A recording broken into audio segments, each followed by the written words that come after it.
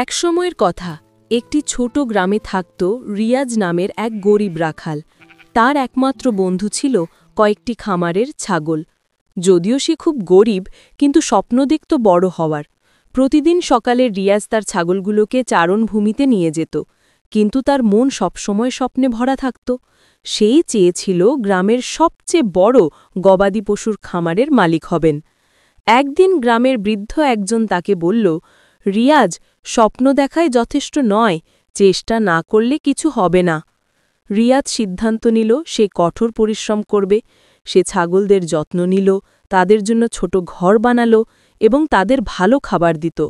মাস কয়েক পরে গ্রামের মানুষ তার সততা আর পরিশ্রম দেখে তার ছাগল কিনতে শুরু করল। ধীরে ধীরে তার খামার বড় হতে লাগল। শেষে রিয়াজ শুধু গ্রামে নয়, আশেপাশের গ্রামেও পরিচিত হয়ে গেল। তার স্বপ্ন সত্যি হয়েছে, কারণ সে কখনো হাল ছাড়েনি। নীতিকথা: স্বপ্ন দেখা ভালো, কিন্তু তা অর্জন করতে হলে কঠোর পরিশ্রমই সবচেয়ে বড় সঙ্গী।